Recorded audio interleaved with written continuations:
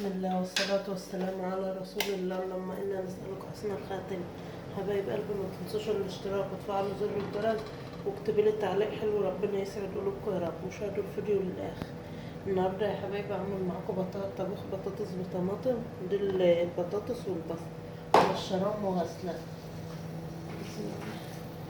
ودي فراخ يا حبايبي اعملها في شوربة. دي من اللي انا مربيهم في البيت، اللي انا قلت لكم بذبح فيهم وبنضف. بقت ذبحة الوقت 11 واحدة ولسه عندي 5 مع الفراخ البلدي. فهنحط هنا شوية زيت يا حبايبي، منكترش، وهنا للبطاطس بردك شوية. هنستنى بس اما الزيت يسخن وهحط الفراخ. انا هاخد البصلة يا حبايبي للبطاطس، وفرمة طماطم يا حبايبي، فرمة فيها توم وفلفل احمر. بيحمر الطماطم. لو الطماطم عندك صفرة اعملي افرمي فيها فلفل احمر، بيخلي الطماطم معاك. انا بفرم فيها على طول. جايباها حنقة عند الفلافل. لما باجي اشتري فلفل اخضر اللهم صل على النبي، بس بنقط فيها حمر بتبقى حلو. بتحمر لو الطماطم زي ما قلت لك عندك صفرة بتحمرها بتخليها حلو. اسفة على صوتي يا حبايبي عشان عندي بقى.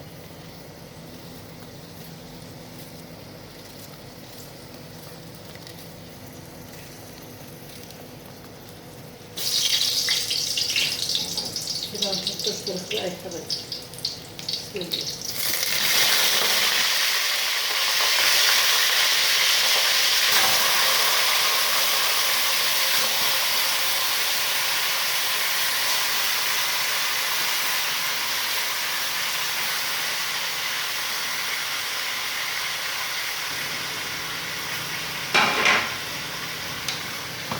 هغسل بقى معاكم مشوحة يا حبايبي، واشوح البصل وارجع بعد كده. الفراخ خدتها تقلبها يا حبايبي، واخرط عليها البصل.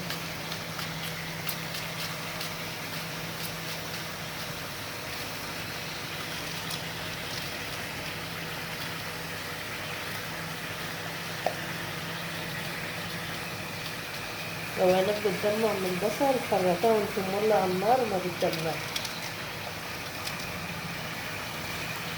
في ناس بتشق البصلة وبتحبها، بس انا بحب اخرطها كده على الفراخ، بتدي الشوربة طعم حلو.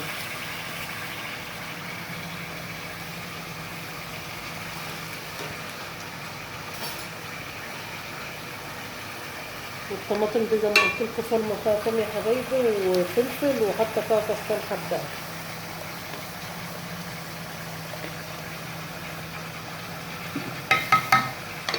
نحط لها بقى فلفل وكمون.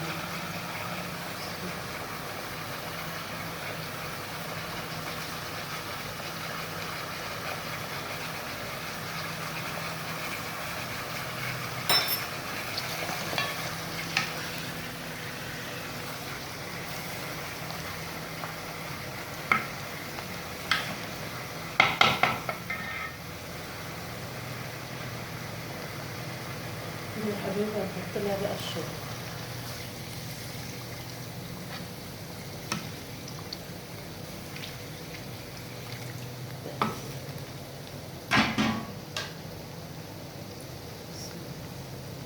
وهنا هنضيف بقى البطاطس على البصل.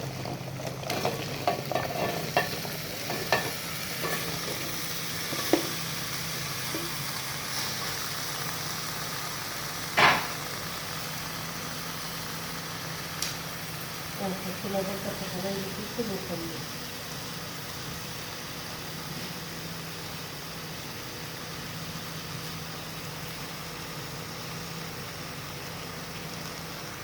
وهنضيف لها برضه يا حبايبي الطماطم.